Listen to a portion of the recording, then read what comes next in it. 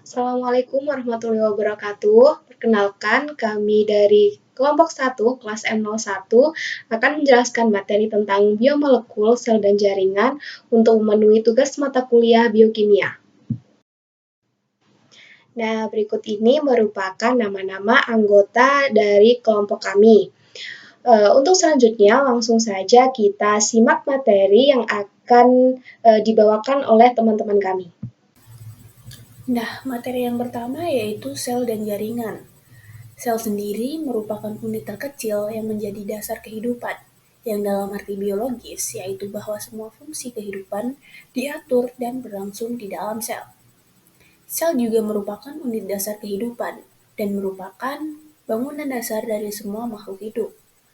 Setiap organisme, mulai dari bakteri hingga manusia, terdiri atas sel-sel. Sel memiliki struktur dan fungsi yang beragam, tergantung pada jenisnya. Salah satu contohnya yaitu sel darah merah yang berfungsi dalam mengangkut oksigen. Selain itu, terdapat juga sel saraf yang berperan dalam transmisi sinyal saraf.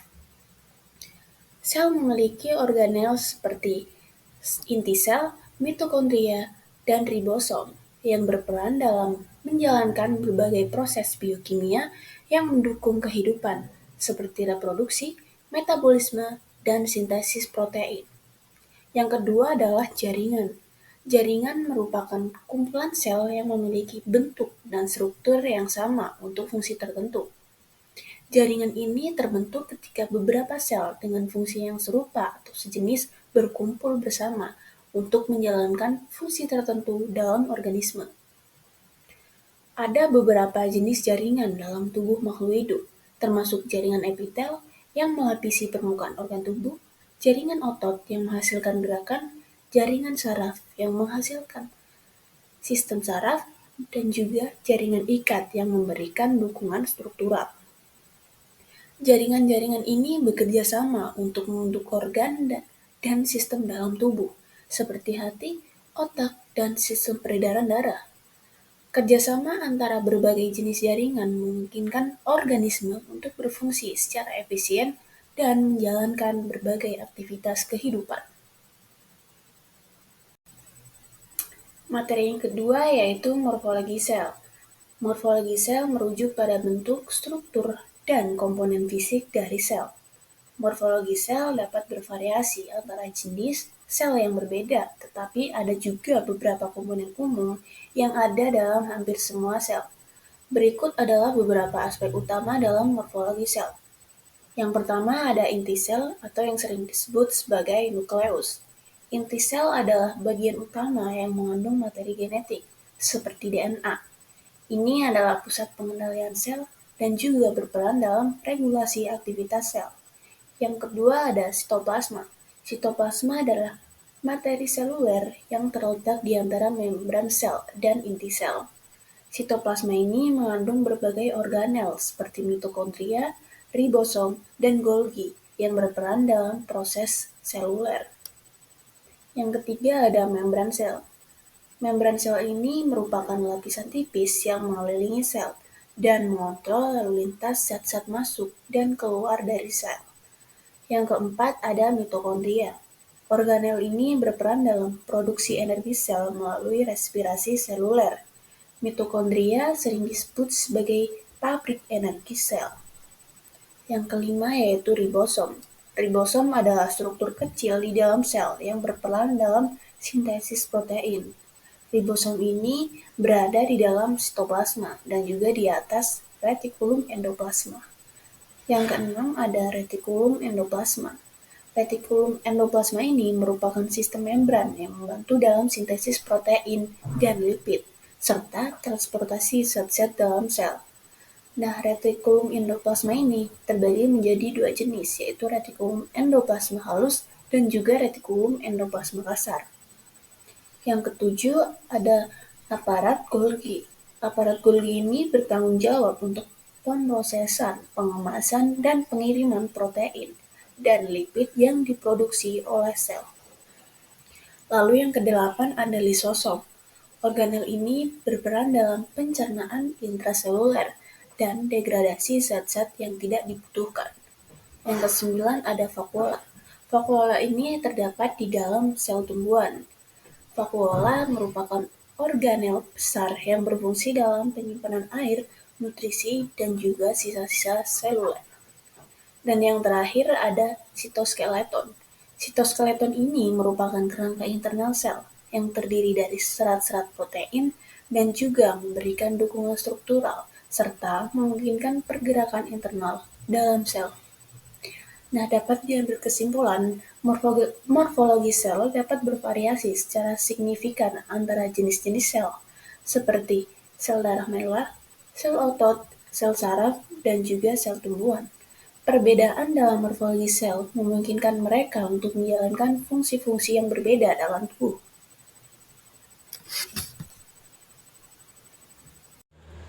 Nah, selanjutnya adalah struktur dan fungsi membran sel. Nah, apa sih membran sel itu? Membran sel adalah fitur universal yang dimiliki oleh semua jenis sel berupa lapisan antarmuka yang disebut membran plasma yang memisahkan sel dengan lingkungan di luar sel, yang berfungsi untuk melindungi inti sel dan sistem kelangsungan hidup yang bekerja di dalam sitoplasma. Nah, menurut Dale 2007, ada beberapa teori tentang struktur dari membran sel ini. Nah, yang pertama, menurut Gortel and Grendel, yaitu membran berupa struktur yang membatasi sel, terdiri atas lipid yang mengandung gugus polar dan gugus yang bersifat hidrofob yang tidak dapat larut dalam air tetapi dapat larut di dalam minyak. Yang kedua, gugus polar mengarah ke bagian luar dari bilayer, sedangkan gugus hidrofob, rantai asam lemak, berada di bagian tengah dari lipid bilayer. Yang kedua, menurut Dawson dan Daniel, membran merupakan struktur lipid bilayer yang disisipi dengan protein globular yang melintasi membran dan terdapat pula protein di permukaan luar dan dalam membran.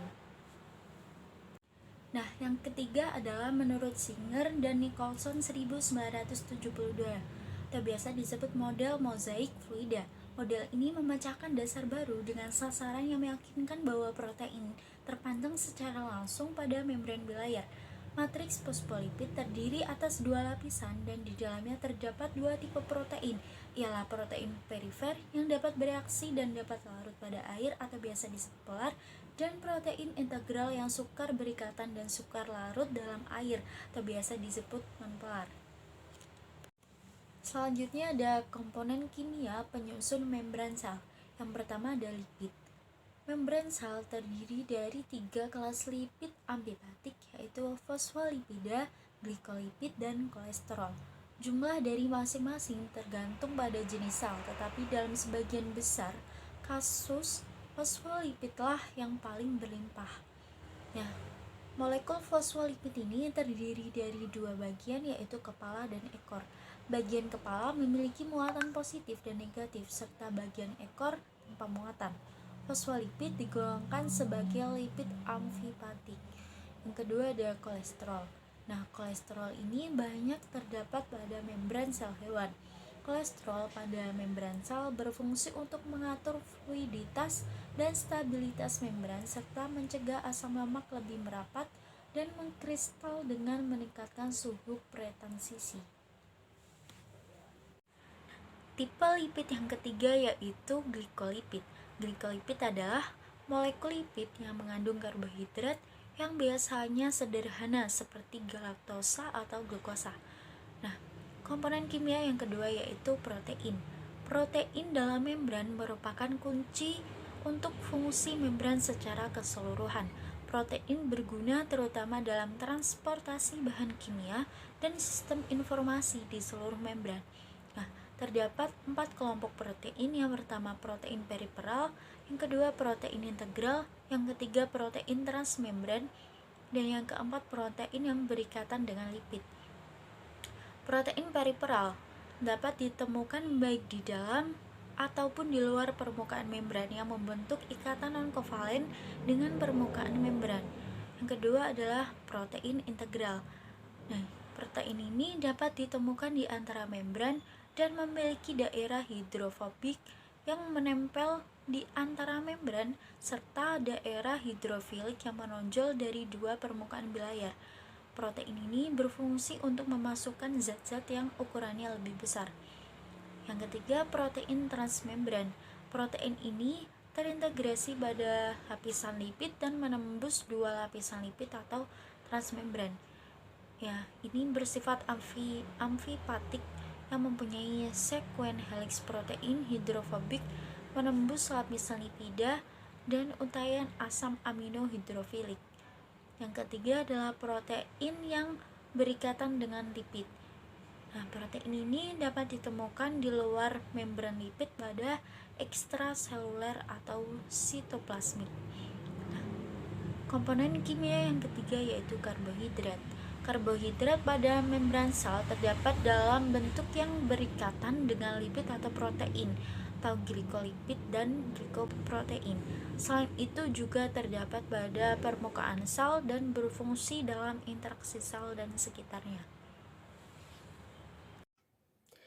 Assalamualaikum warahmatullahi wabarakatuh.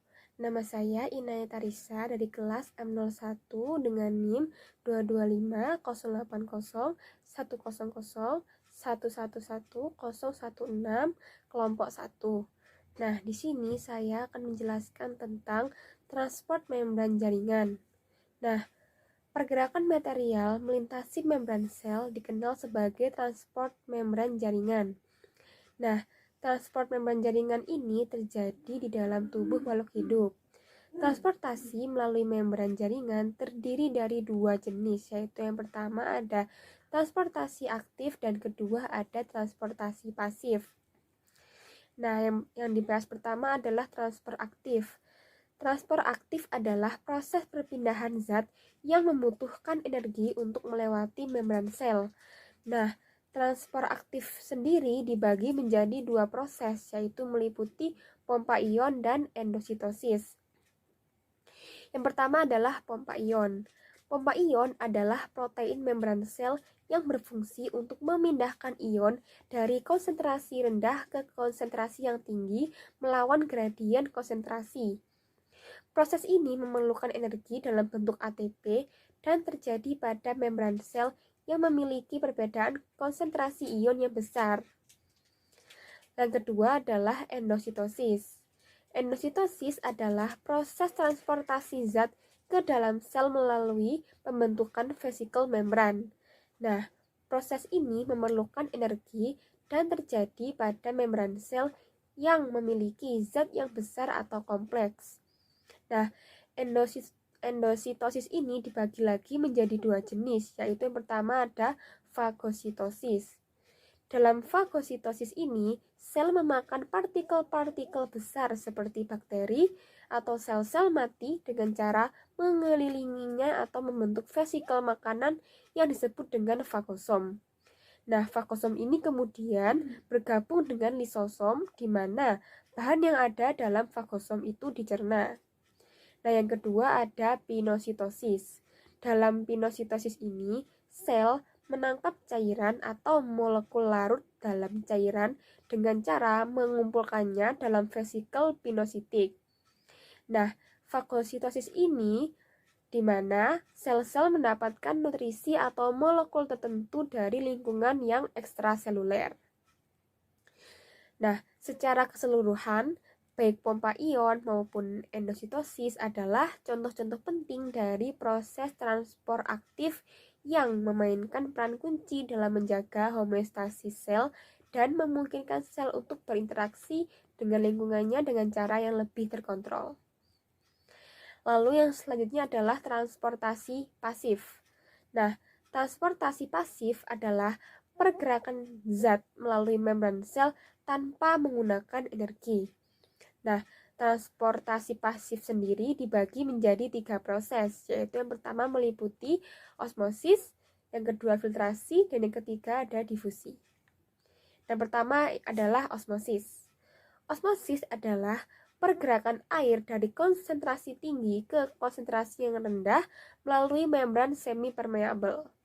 Contoh osmosis dalam kehidupan sehari-hari adalah ketika sel darah merah menyerap air melalui membran selnya.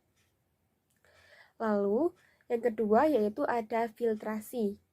Nah, filtrasi adalah proses transportasi pasif yang terjadi ketika zat-zat terlarut dipaksa melewati membran semipermeabel oleh tekanan hidrostatik.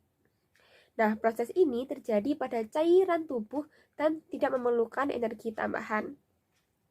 Contoh filtrasi dalam kehidupan sehari-hari adalah ketika ginjal menyaring darah untuk mengeluarkan limbah dari tubuh.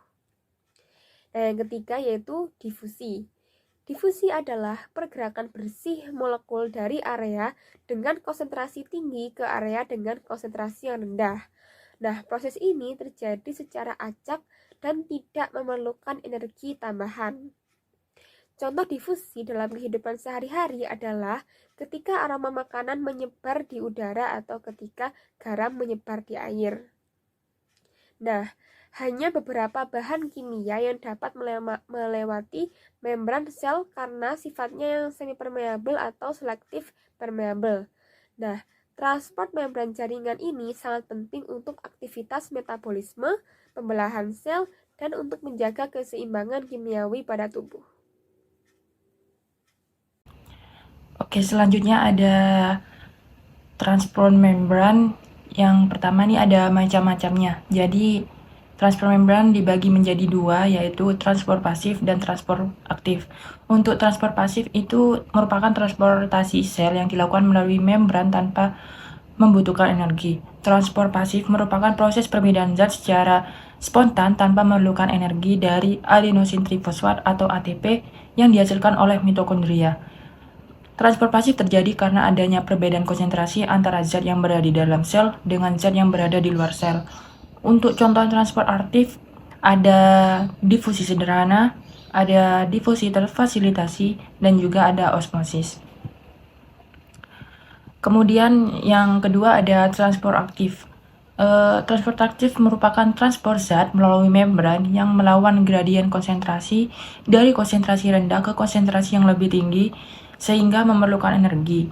Energi yang digunakan pada transport aktif adalah adenosin trifosfat atau ATP yang merupakan energi kimia tinggi yang berasal dari hasil respirasi sel di mitokondria. Transport aktif berfungsi untuk memelihara keseimbangan di dalam sel. Contoh dari transport aktif sendiri adalah pompa ion, kotransport sukrosa, eksositosis, dan endositosis. Untuk yang kedua ada membran sel, fungsi dari membran sel. Fungsi dari kegiatan transport zat yang melalui membran sel bertujuan untuk yang pertama ada memasukkan gula, asam amino, dan nutrien lainnya yang diperlukan sel. Yang kedua ada memasukkan oksigen dan mengeluarkan karbon dioksida pada proses respirasi sel. Yang ketiga ada mengatur konsentrasi ion anorganik di dalam sel, contohnya ion Na+, K+, Ca2+, dan Cl-. Yang keempat ada membuang sisa-sisa metabolisme yang bersifat racun. Yang kelima ada menjaga kestabilan pH. Dan yang keenam ada menjaga konsentrasi suatu zat untuk mendukung kerja enzim.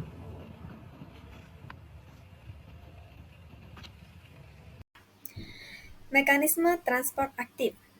Transport aktif terdapat dua jenis, yaitu transport aktif primer yang memerlukan bantuan ATP atau aliran elektron dan transport aktif sekunder. Transport aktif melalui membran sel dapat berubah. Yang pertama, eksositosis. Eksositosis adalah proses pelepasan makromolekul yang terbentuk dalam sel keluar dengan peningkatan area membran plasma.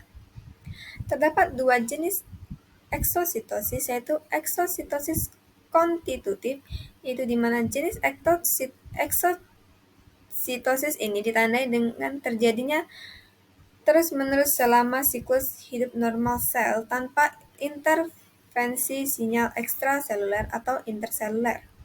Yang kedua adalah eksositosis yang diatur, yaitu jenis eksositosis yang dikendalikan oleh rangsangan eksternal.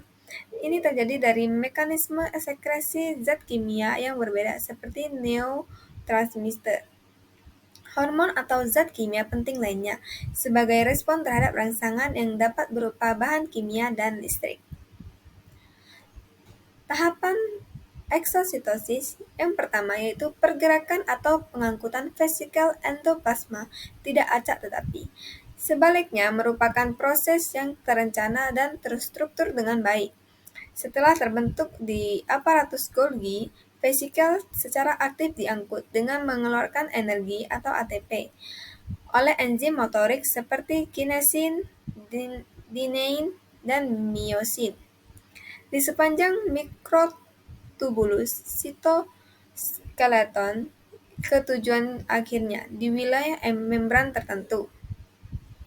Tahap kedua itu tahap penahan terdiri dari kontak pertama antara vesikel dan permukaan endoplasma membran sel.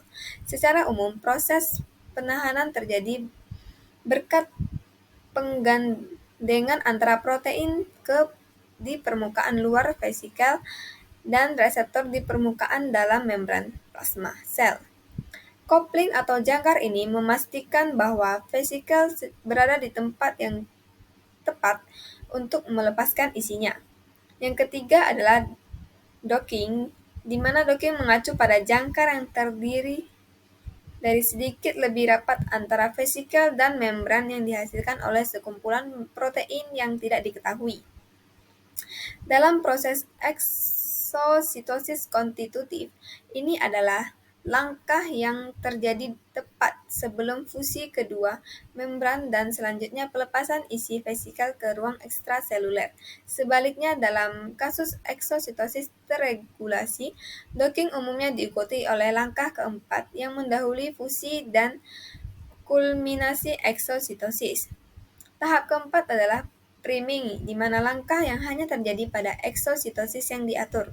Proses ini terdiri dari persiapan mesin protein yang akan memfasilitasi fusi dan pelepasan neurotransmitter atau hormon setelah menerima sinyal sekresi ekstraseluler. Selama tahap ini, kompleks trimerik yang disebut snare mulai dirakit, yang menyediakan sambungan tetap untuk vesikel dan memungkinkan sekresi cepat bila diperlukan. Tahap kelima, di mana tahap terakhir dari proses eksositosis adalah fusi dari dua membran fosfolipid. Fusi ini dalam kasus eksositosis yang diatur dikendalikan dan dilakukan oleh kompleks Nare. Dengan dimulainya fusi, pori mulai terbentuk yang menghubungkan bagian dalam vesikel dengan ruang ekstraseluler, sehingga memungkinkan pelepasan isi vesikel.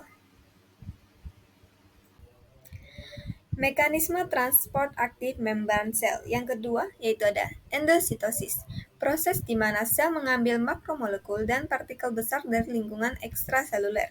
Terdapat 3 jenis proses endositosis yaitu yang pertama pinositosis, proses di mana sel menyerap cairan dan zat terlarut yang membentuk vesikel. Pinositosis juga disebut sebagai peminum sel. Mekanisme pinositosis yang pertama adalah membran sel berinvaginasi menciptakan kantong yang menyerap cairan ekstraseluler dan partikel kecil. Kantong ini kemudian terjepit mengakibatkan terbentuknya vesikel. Setelah terbentuk, vesikel diinternalisasi dalam lingkungan seluler.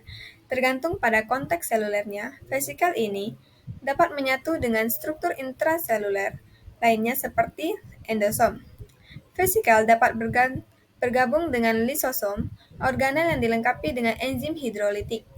Dalam lingkungan ini, isi vesikel mengalami degradasi enzimatik.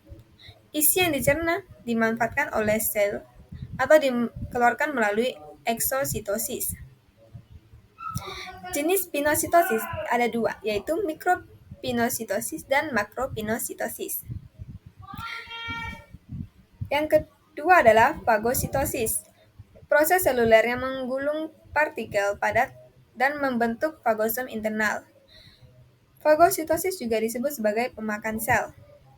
Mekanisme fagositosis yaitu pada fase awal melibatkan pengenalan fagosit terhadap zat asing yang sering disebut antigen. Setelah terdeteksi, fagosit menjadi aktif dan mulai pergerakannya menuju target yang identifikasi. Pada tahap ini, fagosit menjalin hubungan dengan benda asing. Penempelan ini memicu terbentuknya pseudopodia, yaitu perpanjangan membran sel fagosit yang menyelubungi target. Saat pseudopodia meluas dan mengelilingi target, membrannya bergabung, menyebabkan enkapsulasi pada benda asing di dalam vesikel khususnya yang disebut fagosom. Setelah target tertutup rapat di dalam fagosom, vesikel ini menyatu dengan lisosom, organel yang kaya akan enzim hidrolitik. Struktur yang dihasilkan dikenal sebagai fagolisosom. Dalam kompartemen ini, enzim hidrolitik memulai degradasi bahan yang ditelan. Pasca pencernaan, sisa-sisa benda asing dikeluarkan dari fagosit melalui proses yang disebut eksositosis. Hal ini memastikan bahwa sel tetap tidak terbebani oleh produk limbah dan siap untuk aktivitas fagositik dan selanjutnya. Yang ketiga adalah endositosis yang dimediasi reseptor atau endositosis yang dimediasi kelatrin. Mekanisme khusus dan efisien yang digunakan sel untuk menginternalisasi molekul ekstraseluler tertentu. Mekanisme dari endositosis yang dimediasi reseptor atau endositosis yang dimediasi kelatrin. Yang pertama, langkah awal melibatkan pengikatan molekul target ke reseptor spesifik yang ada pada membran plasma sel. Pengikatan ini memastikan selektivitas proses, memungkinkan sel untuk menginternalisasi hanya molekul tertentu yang diinginkan.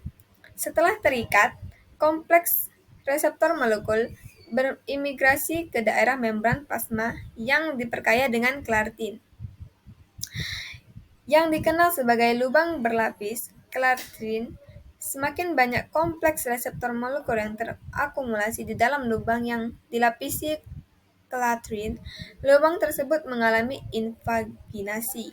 Hal ini menghasilkan pembentukan vesikel berlapis kelatrin yang merangkum molekul yang terikat. Vesikel berlapis kelatrin yang baru terbentuk kemudian menyatu dengan organel intraseluler yang disebut endosom.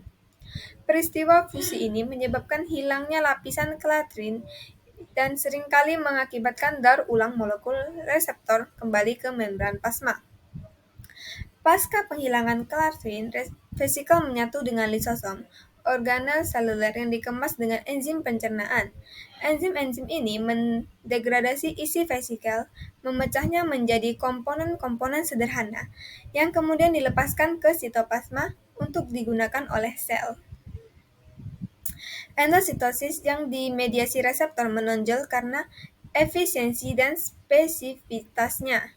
Dibandingkan dengan proses endositas lainnya seperti pinositosis, hal ini memastikan sel secara selektif menginternalisasi molekul penting untuk fungsinya, seperti lipoprotein densitas rendah yang terikat kolesterol atau transferin yang terikat besi.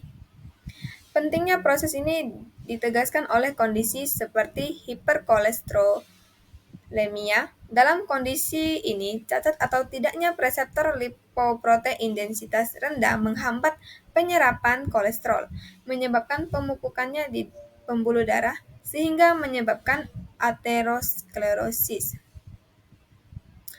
Endositosis yang dimediasi reseptor adalah proses berurutan yang sangat regulasi yang memungkinkan sel secara efektif dan efisien menginternalisasi molekul tertentu dari lingkungannya, memainkan peran penting dalam fungsi seluler dan homeostasis. Nah, selanjutnya ada yang dinamakan sebagai transport pasif. Transport pasif adalah pergerakan zat melintasi membran sel tanpa memerlukan energi. Transport pasif dapat terjadi karena adanya perbedaan konsentrasi dari luar dan dalam sel sehingga molekul bergerak melewati membran plasma atau membran sel. Nah, di dalam transport pasif dibagi menjadi dua. Ada yang dinamakan sebagai difusi dan ada yang dinamakan sebagai osmosis. Difusi juga dibedakan menjadi dua. Yang pertama ada difusi sederhana, yang kedua ada difusi terfasilitasi. Lalu, apa sih yang membedakan mekanisme antara keduanya? Untuk penjelasan lebih lanjut akan dijelaskan pada slide berikutnya.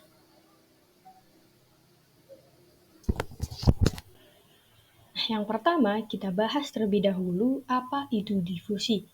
Jadi difusi merupakan pergerakan zat menuruni gradien konsentrasinya dari daerah yang konsentrasinya tinggi ke daerah yang lebih rendah. Difusi dapat dikatakan sebagai transport pasif karena sel tidak memerlukan energi saat peristiwa berlangsung. Jadi bisa dikatakan bahwa setiap zat yang berdifusi itu menuruni gradien konsentrasinya sendiri. Nah, gradien konsentrasi tersebut merepresentasikan energi potensial yang dapat berdifusi. Nah, untuk selanjutnya, difusi itu memiliki dua subtipe. Yang pertama ada difusi sederhana dan juga ada difusi yang terfasilitasi. Difusi sederhana merupakan pergerakan molekul dan ion melewati membran dengan menembus lipid bilayer secara langsung. Kecepatan dari difusi ini ditentukan oleh jumlah substansi, kecepatan gerak kinetik bahan, jumlah, dan pori-pori pada membran.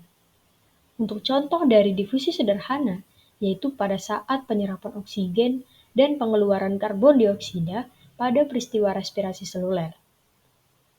Nah, untuk yang kedua, ada difusi terfasilitasi atau difusi dipermudah.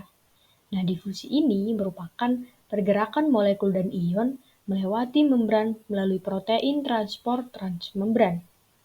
Nah, sebagian besar protein transport sangat spesifik, karena protein mentransport beberapa zat, tetapi tidak meloloskan zat yang lain.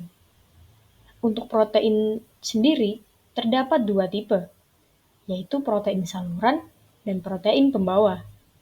Protein saluran ini hanya menyediakan tempat yang dapat dilalui oleh molekul atau ion spesifik untuk menyeberangi membran. Saluran protein dapat membuka dan menutup karena adanya rangsangan kimiawi, contohnya saat molekul neurotransmitter dapat membuka saluran protein pada membran sel saraf sehingga ion Na+ dapat masuk ke sel. Nah, kemudian ada juga namanya protein pembawa. Protein pembawa atau protein transporter adalah protein membran yang membantu perlekatan terhadap ion atau molekul yang akan ditransfer ke dalam sel. Nah, setiap molekul atau ion memiliki protein transporter yang khusus. Misalnya saja untuk pelaluan suatu molekul glukosa diperlukan protein transporter yang khusus untuk mentransfer glukosa ke dalam sel. Protein transporter untuk glukosa banyak ditemukan pada sel-sel rangka. Tak hanya sel rangka, otot jantung, sel otak, dan sel-sel hati, karena sel tersebut selalu membutuhkan glukosa untuk diubah menjadi energi. Nah, selanjutnya ada mekanisme transfer pasif yaitu osmosis. Berbanding terbalik dengan difusi, osmosis merupakan pergerakan molekul zat berlarut dari wilayah yang berkonsentrasi rendah ke daerah yang berkonsentrasi lebih tinggi. Dalam osmosis, dikenal larutan hipertonik atau larutan dengan zat terlarut yang berkonsentrasi tinggi, kemudian larutan hipotonik atau larutan dengan zat berkonsentrasi rendah, dan larutan isotonik yaitu dua larutan yang memiliki konsentrasi sama. Akan tetapi, osmosis tidak akan terjadi jika dua larutan sudah setara konsentrasinya. Jadi osmosis akan terjadi ketika konsentrasi dari dua larutan tersebut berbeda. Osmosis pada larutan hipertonik hanya sedikit air yang dapat melewati membran dikarenakan molekul air terikat oleh molekul gula atau zat terlarut. Sedangkan osmosis pada larutan hipotonik akan lebih banyak air yang melewati membran dikarenakan molekul air lebih bebas dan sedikit yang terikat. Di dalam osmosis juga dikenal istilah tonisitas. Jadi tonisitas itu adalah kemampuan larutan untuk menyebabkan sel memperoleh atau kehilangan air. Tonisitas larutan bergantung pada konsentrasi zat terlarut yang tidak dapat menembus membran relatif terhadap isi sel. Jika terdapat konsentrasi zat pelarut yang tidak dapat menembus membran lebih tinggi dari lingkungannya, maka air akan meninggalkan sel. Dan juga begitu juga sebaliknya. Namun normalnya, sel terletak pada larutan yang isotonik. Nah, untuk cara sel hidup, bereaksi terhadap perubahan konsentrasi zat terlarut dalam lingkungannya itu sangat bergantung pada apakah sel berdinding atau tidak. Baik, selanjutnya saya akan menjelaskan tentang teknik dalam biologi molekuler. Sebenarnya yang pertama ada electrophoresis gel. Nah, electrophoresis gel merupakan teknik analisis biologi molekuler yang memisahkan molekul DNA, RNA, atau protein berdasarkan ukuran dan muatannya. Proses ini melibatkan medan listrik yang diterapkan pada gel yang memungkinkan molekul bergerak dengan kecepatan berbeda tergantung pada ukuran dan muatannya. Nah, teknik ini memiliki banyak penerapan dalam analisis biologi molekuler termasuk pada sidik jari dan analisis protein. Yang kedua ada electrophoresis gel gradient denaturasi atau biasa disebut dengan EGGD. EGGD merupakan teknik biologi molekuler yang memisahkan fragmen DNA berdasarkan perilaku fungsinya. Hal ini memungkinkan identifikasi berbagai jenis bakteri dan sampel air, termasuk bakteri langka atau bakteri yang jumlahnya sedikit. Nah, EGGD ini memberikan wawasan tentang keanekaragaman dan struktur komunitas mikroba di berbagai lingkungan perairan. Nah, yang ketiga ada pengurutan, di mana pengurutan DNA ini merupakan teknik analisis penting dalam biologi molekuler yang digunakan untuk mengidentifikasi mutasi genetik dan memahami keragaman genetik dan mempelajari hubungan evolusi antar spesiesnya. Nah, proyek genom manusia adalah merupakan contoh penting penggunaan teknik pengurutan untuk memahami genom manusia dan penyakit genetik. Pengurutan juga digunakan untuk mempelajari mikrobioma, semua mikroorganisme yang ada dalam tubuh manusia, dan dampaknya terhadap kesehatan mikroba dan ekologi di berbagai lingkungan. Nah, yang keempat ada analisis mikroarray, di mana teknik ini merupakan teknik kompleks yang menentukan ekspresi dan fungsi gen menggunakan ribuan probe DNA pada slet kaca yang digabungkan dengan RNA bervariabel fluorensi. Dengan menganalisis pola fluorensi, kita dapat menentukan aktivitas gen dalam sampel. Nah, ini biasanya digunakan dalam berbagai aplikasi seperti mengidentifikasi biomark penyakit, memahami efek obat pada ekspresi gen, dan penelitian perkembangan. Selanjutnya yang terakhir ada metagomik, di mana metagomik merupakan bidang penelitian yang menganalisis DNA komunitas mikroba di lingkungan perairan. Hal ini memungkinkan identifikasi dan pemahaman berbagai mikroorganisme termasuk yang sulit untuk dibiakkan. Nah, salah satu penerapannya adalah bioremediasi, di mana bakteri ini digunakan untuk menghilangkan kontaminan di dalam air. Dengan memeriksa genetika komunitas mikroba, peneliti dapat mengidentifikasi organisme yang sesuai dengan tugas tersebut dan meningkatkan efisiensi proses pembersihan. Selanjutnya yaitu aplikasi biomolekuler. Di antaranya ada rekayasa genetika, produksi hormon, dan terapi gen. Yang pertama yaitu rekayasa genetika. Secara luas, rekayasa genetika merujuk pada bidang ilmu yang mencakup berbagai teknik dan pendekatan yang digunakan untuk mengubah atau memanipulasi materi genetik dalam organisme, termasuk mikroorganisme, tumbuhan, dan hewan dengan tujuan mencapai berbagai hasil yang diinginkan. Ini melibatkan pemahaman dan memanipulasi DNA dan gen untuk mengendalikan ekspresi gen. Selain itu, mengendalikan karakteristik dari organisme. Rekayasa genetika bisa digunakan dalam berbagai konteks seperti 1. Di bidang pertanian. Di bidang pertanian, dapat meningkatkan hasil panen, ketahanan tanaman terhadap hama dan penyakit, serta meningkatkan nilai gizi dari tanaman tersebut. Yang kedua yaitu ada di bidang kedokteran. Di bidang kedokteran yaitu mengembangkan terapi genetik untuk mengobati penyakit genetik, kanker, atau penyakit lainnya. Yang ketiga, di industri farmasi, seperti produksi obat-obatan, vaksin, dan produk bioteknologi lainnya. Dan ada lagi yaitu di bidang lingkungan. Di bidang lingkungan, memanfaatkan mikroorganisme rekayasa genetika untuk membersihkan polutan di lingkungan. Rekayasa genetika juga dimanfaatkan untuk memahami fungsi gen dan regulasi genetik dalam organisme. Penggunaan rekayasa genetika telah memunculkan berbagai perdebatan etis dan isu keamanan yang perlu dipertimbangkan dalam pengembangannya. Rekayasa genetika dalam konteks perairan dapat mencakup berbagai aplikasi. Tujuannya yaitu untuk memahami, mengendalikan, atau memanfaatkan organisme di ekosistem perairan itu sendiri. Berikut beberapa contoh penggunaan rekayasa genetika dalam perairan, yaitu yang pertama, pemulihan ekosistem.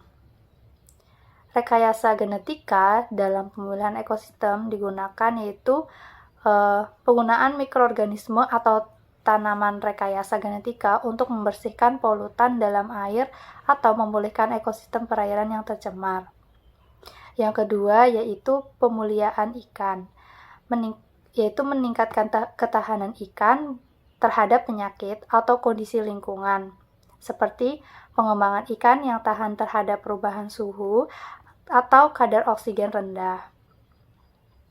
Yang ketiga, yaitu penelitian lingkungan dengan memanfaatkan organisme rekayasa genetika sebagai penanda biologis untuk memantau kualitas air dan lingkungan perairan. Yang keempat, ada konservasi. Konservasi mempertimbangkan penggunaan rekayasa genetika dalam usaha konservasi spesies ikan yang terancam punah dengan cara mengembangkan populasi yang lebih kuat genetiknya. Yang kelima yaitu mengurangi dampak terumbu karang. Studi tentang bagaimana organisme terumbu karang dapat diubah secara genetik untuk menjadi lebih tahan terhadap pemanasan global atau bleaching karang. Yang keenam, ada penelitian ilmiah. Penggunaan organisme rekayasa genetika ini dalam penelitian ilmiah untuk memahami lebih dalam proses biologi perairan itu sendiri. Nah, penting untuk diingat bahwa penggunaan rekayasa genetika dalam perairan juga berpotensi menimbulkan masalah etika. Selain itu juga menimbulkan masalah keamanan lingkungan yang perlu dipertimbangkan dengan cermat lagi. Rekayasa genetika dalam ekosistem perairan perlu ada penilaian risiko dan pengawasan yang ketat untuk meminimalkan dampak negatif potensial. Selanjutnya ada produksi hormon. Produksi hormon adalah proses di mana kelenjar endokrin dalam tubuh manusia atau hewan menghasilkan hormon-hormon. Nah, hormon-hormon ini adalah senyawa kimia yang dihasilkan dalam jumlah kecil, namun memiliki pengaruh yang besar dalam mengatur berbagai fungsi tubuh dan menjaga keseimbangan internal atau homeostasis. Beberapa kelenjar endokrin utama dalam tubuh manusia termasuk kelenjar tiroid, kelenjar adrenal, kelenjar pituitari, kelenjar pankreas, dan lainnya. Masing-masing kelenjar ini menghasilkan hormon-hormon tertentu yang berperan dalam mengatur pertumbuhan, metabolisme, tekanan darah, keseimbangan gula darah, dan berbagai fungsi tubuh lainnya. Proses produksi hormon biasanya dikendalikan oleh umpan balik hormonal, yang berarti bahwa kadar hormon dalam darah mempengaruhi produksi hormon itu sendiri. Nah, ketidakseimbangan dari hormon dalam tubuh dapat mengakibatkan berbagai masalah kesehatan, dan itu bisa diatasi melalui terapi hormon atau pengobatan lain yang sesuai. Selanjutnya yaitu terapi gen. Terapi gen sendiri adalah serangkaian teknik dan prosedur yang digunakan untuk mengobati atau mencegah penyakit dengan cara memodifikasi atau menggantikan gen dalam tubuh manusia atau hewan.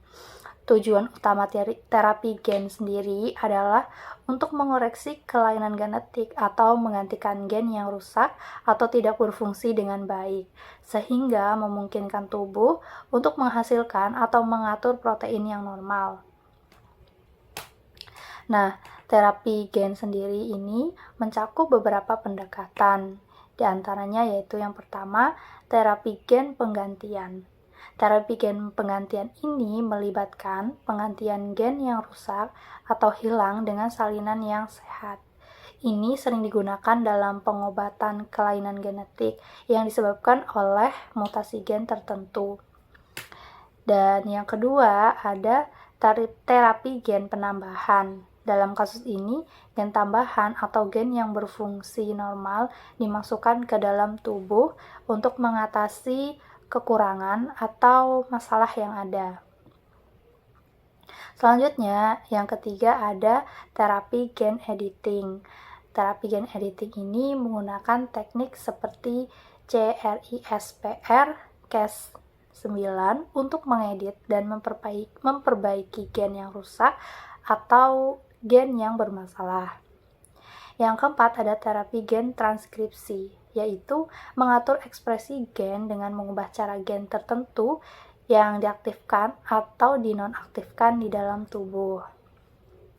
Yang kelima ada terapi gen sel T, yaitu memodifikasi sel T pasien untuk mengenali dan menghancurkan sel-sel kanker atau sel-sel yang telah terinfeksi. Terapi gen adalah bidang yang terus berkembang dan memiliki potensial yang besar dalam pengobatan penyakit genetik, kanker, dan berbagai gangguan lainnya. Namun, juga memunculkan berbagai tantangan etis, keamanan, dan regulasi yang perlu diperhatikan lagi.